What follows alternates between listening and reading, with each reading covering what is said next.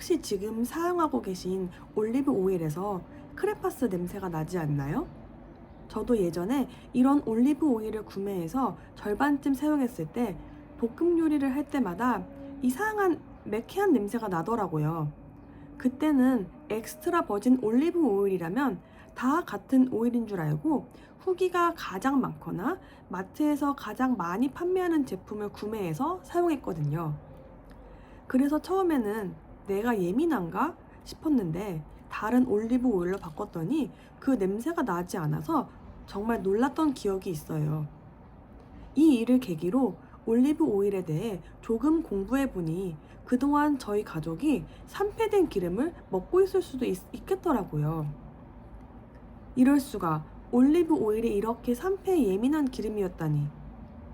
사실 저희 첫째 아이는 혈관 건강에 신경을 써야 해서 몸에 좋다는 올리브 오일을 사용했던 건데, 오히려 안 먹는 이만 못했을 수도 있다고 생각하니 엄마로서 너무 미안했어요.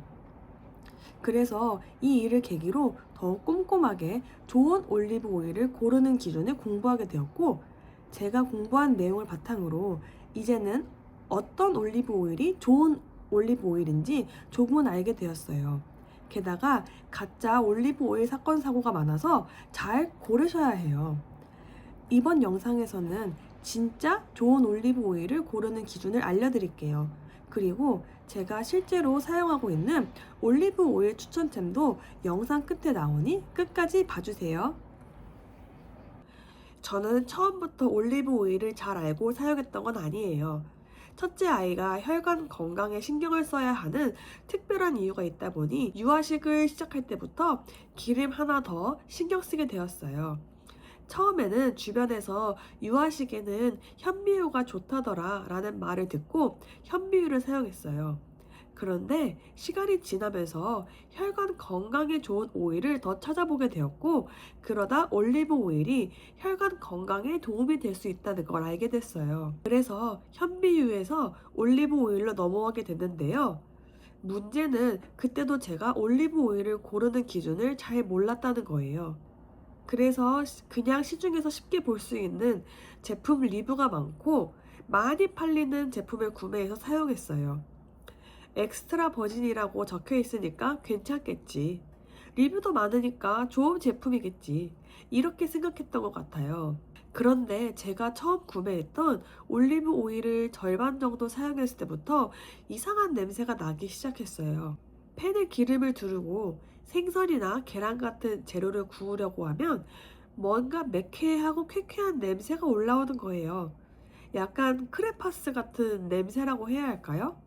처음에는 원래 올리브 오일은 이런 냄새가 나는 건가 싶었고, 제가 예민한 건가 생각했어요. 그런데 다른 올리브 오일을 사용했을 때는 그런 냄새가 안 나더라고요.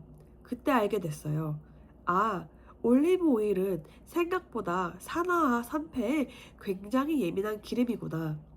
그리고 그냥 엑스트라 버진이라고 적혀 있다고 해서 다 같은 올리브 오일은 아니구나. 조금 더 꼼꼼하게 따져보기 시작했어요. 좋은 올리브 오일을 고를 때 엑스트라 버진은 기본으로 확인을 해야 해요. 하지만 엑스트라 버진이라고 적혀 있다고 다 같은 품질은 아니기 때문에 저는 그 다음으로 이 세 가지를 봐요. 첫 번째, 보관 용기와 어디서 병에 담겼는지. 두 번째, 성적서 확인이 어렵다면 품종을 확인하기. 세 번째, 수확 시기와 착유 시점입니다. 이 세 가지만 봐도 리뷰나 광고만 보고 고르는 것보다 훨씬 실패 확률을 줄일 수 있어요. 첫 번째, 보관 용기와 어디서 병에 담겼는지 확인하세요. 마트나 온라인몰에 가보면 엑스트라 버진이라고 적혀 있는 제품들이 정말 많잖아요.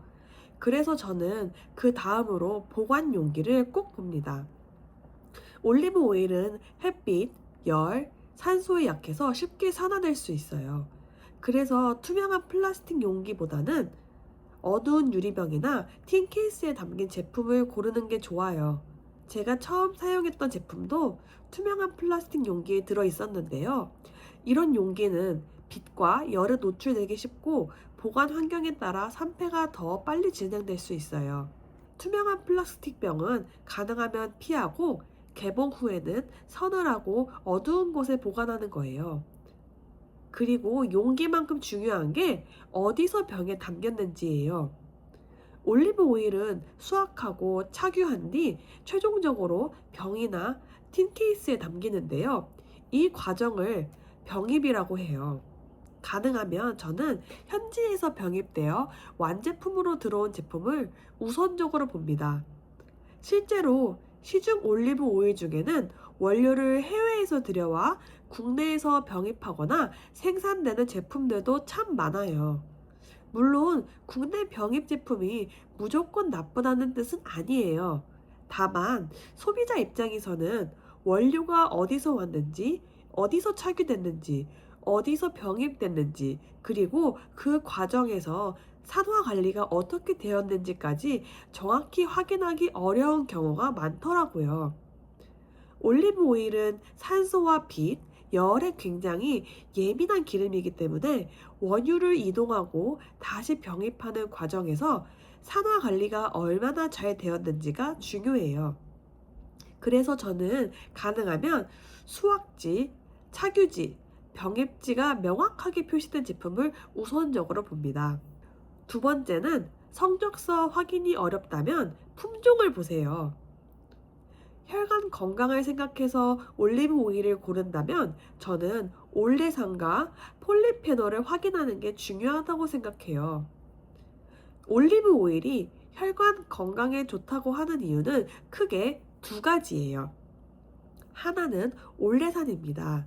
올레산은 올리브 오일에 풍부한 단일 불포화 지방산인데요. 포화지방이 많은 기름 대신 올리브 오일처럼 단일 불포화 지방산이 많은 기름을 사용하면 LDL 콜레스테롤 관리에 도움이 될 수 있어요. 또 하나는 폴리페놀입니다. 폴리페놀은 항산화 성분인데요. LDL 콜레스테롤이 산화되는 것을 줄이는데 도움을 줄 수 있어요. 이 산화된 LDL이 혈관 건강과 관련이 있기 때문에 폴리페놀도 중요하게 봐야 합니다. 그런데 문제는 이런 성분을 가장 정확하게 보려면 제품 상세 페이지나 성적서에서 총 폴리페놀 수치, 산도, 올레산 함량 같은 걸 확인해야 한다는 거예요.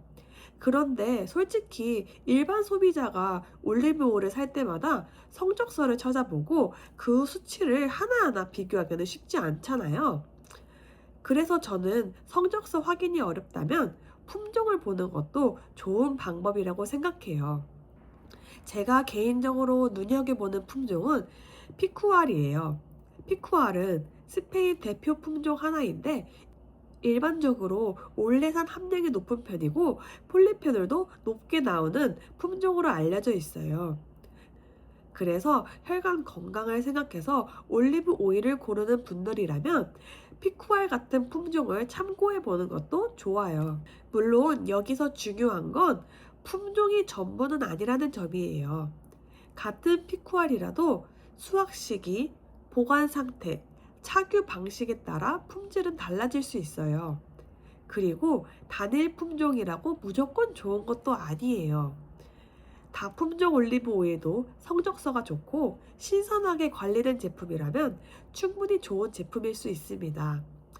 그래서 가장 좋은 건 성적서가 있으면 성적서를 확인하는 것이고 성적서 확인이 어렵다면 품종, 수확 시기, 보관 용기, 현지 병입 여부를 함께 보는 거예요. 정리하면 성적서를 볼 수 있다면 가장 좋고 어렵다면 품종을 보세요. 특히 혈관 건강을 생각한다면 올레산과 폴리페놀 함량이 높은 품종인지를 참고해 보는 것이 좋습니다. 마지막 세 번째는 수확 시기와 착유 시점을 확인하세요. 올리브 오일은 오래될수록 좋은 기름이 아니에요. 오히려 시간이 지날수록 향과 항산화 성분이 줄어들고 보관 상태가 좋지 않으면 산패가 빨라질 수 있어요. 그래서 저는 올리브 오일을 고를 때 유통기한만 보지 않고 가능하면 수확 시기를 확인하려고 해요. 제품에 harvest date, 수확일, 수확 시즌이 표시되어 있다면 훨씬 신뢰가 가요. 그리고 수확 시기만큼 중요한 게 있어요. 바로 수확한 올리브를 얼마나 빨리 착유했는지예요. 수확한 올리브를 오래 방치하지 않고 빠르게 착유한 제품일수록 산화를 줄이는데 유리할 수 있어요. 예를 들면 제품 설명에 수확 후 2시간 이내에 착유, 수확 후 4시간 이내에 냉추출 같은 문구가 있다면 좋은 기준이 될 수 있습니다. 얼리 하베스트, 즉 조기 수확 올리브 오일도 함께 보면 좋아요. 얼리 하베스트는 올리브가 완전히 익기 전에 조금 이른 시기에 수확해서 만든 오일을 말해요. 덜 익은 어린 올리브를 사용하기 때문에 생산량은 적지만 폴리페놀 같은 항산화 성분이 상대적으로 높게 나오는 경우가 있어요. 또 라벨에 Harvest 2025, 2026 이렇게 적혀 있는 경우가 있는데요. 이거는 2025년 말부터 2026년 초까지 이어지는 한 번의 수확 시즌에 만든 오일이라는 뜻이에요. 올리브 수확철이 보통 가을부터 겨울까지 이어지다 보니 이렇게 두 해가 함께 표시될 수 있는 거죠. 그리고 냉압착 또는 냉추출 방식인지도 확인하면 좋아요. 열을 많이 가하지 않는 방식은 향과 영양 성분의 손상을 줄이는데 도움이 될 수 있기 때문이에요. 그래서 저는 이 부분을 볼 때 이렇게 확인합니다. 최근 수확분인지, 수확 시즌이 표시되어 있는지, 얼리 하베스트 제품인지, 수확 후 몇 시간 이내에 착유했는지, 냉압착 또는 냉추출 방식인지 확인해 봅니다. 이렇게 좋은 올리브 오일을 고르는 기준은 여러 가지가 있지만 제가 소비자 입장에서 가장 쉽게 확인할 수 있는 기준으로 정리하면 이 세 가지예요. 첫 번째, 보관 용기와 어디서 병에 담겼는지 확인하세요. 어두운 유리병이나 틴 케이스에 담겨 있는지, 그리고 현재 병의 완제품인지 보는 거예요. 두 번째, 성적서 확인이 어렵다면 품종을 보세요. 올레산과 폴리페놀 수치를 확인할 수 있다면 가장 좋고, 성적서를 보기 어렵다면 피쿠알처럼 올레산과 폴리페놀 함량이 높은 품종을 참고해 보는 것도 방법이에요. 세 번째, 수확 시기와 착유 시점을 확인하세요. 최근 수확분인지, 얼리 하베스트 제품인지, 그리고 수확 후 몇 시간 이내에 착유했는지를 보는 거예요. 이 세 가지는 완벽한 기준이라기보다는 소비자가 실패를 줄이기 위해 가장 먼저 확인할 수 있는 기준이라고 생각하시면 좋을 것 같아요. 그렇다면 제가 이 기준을 적용해서 사용하고 있는 올리브 오일은 어떤 제품일까요? 저는 요즘 오로바일렌 제품을 요리에 사용하고 있어요. 오로바일렌은 스페인산 올리브를 착유해서 만든 엑스트라 버진 올리브 오일인데요. 품종 라인이 여러 가지가 있는데 저는 그 중에서 피쿠알과 아르베키나를 주로 사용하고 있어요. 피쿠알은 올레산과 폴리페놀 함량이 높은 품종이라 혈관 건강을 생각하는 분들이 참고하기 좋은 선택지예요. 반면 아르베키나는 향이 비교적 부드러운 편이라 아이가 올리브 오일 특유의 향에 민감할 때 사용하기 좋더라고요. 예를 들어 계란 후라이나 생선구이처럼 아이가 자주 먹는 요리에는 처음에 아르베키나를 많이 사용했어요. 피쿠알은 향과 맛이 조금 더 강하게 느껴질 수 있어서 샐러드나 스테이크처럼 향을 살리고 싶은 요리에 잘 어울렸고요. 지금은 아이도 어느 정도 적응해서 피쿠알도 함께 사용하고 있답니다. 물론 제품을 선택하실 때는 제가 쓰는 제품만 보시기보다 여러분이 구매하려는 제품의 최신 수확분 기준 정보와 성적서를 꼭 확인해 보시는 게 좋아요. 그리고 가격도 솔직히 저렴한 편은 아니에요. 매 요리에 펑펑 쓰기에는 부담스러울 수 있죠. 그래서 처음부터 큰 용량을 구매하기 부담스럽다면 이 제품은 250ml 작은 용량도 있어서 먼저 작은 용량으로 사용해 보시는 것도 좋아요. 250ml 기준으로 가격은 약 26,000원 정도라서 처음에는 작은 용량으로 구매해서 맛이나 향을 먼저 확인해 보고 내가 자주 먹는 요리에 맞는지 보면서 적절하게 사용해 보시는 걸 추천드려요. 저도 용도에 따라 나눠 사용하고 있어요. 향이 부드러운 요리에는 아르베키나 조금 더 진한 풍미를 내고 싶거나 생으로 곁들일 때는 피쿠알 이런 식으로요. 좋은 올리브 오일을 골랐다면 저는 평소 요리에 자연스럽게 활용하는 편이에요. 특히 혈관 건강을 생각한다면 지중해식 식단 그리고 토마토, 당근과 같은 식재료와 함께 먹는 방식도 좋아요. 예를 들어 등푸른 생선을 구울 때 올리브 오일을 사용하거나 토마토를 올리브 오일에 살짝 구워 먹거나 당근전을 만들 때 활용하는 식이에요. 특히 토마토처럼 지용성 성분이 있는 식재료는 기름과 함께 먹을 때 흡수에 도움이 될 수 있어서 올리브 오일과 조합이 좋아요. 당근도 올리브 오일에 구우면 맛도 훨씬 부드럽고 아이가 먹기에도 좋아서 저는 당근전으로 자주 만들어주는 편이에요. 우리 가족에게 매일매일 들어가는 재료라고 생각하고 조금 더 따져보게 됐어요.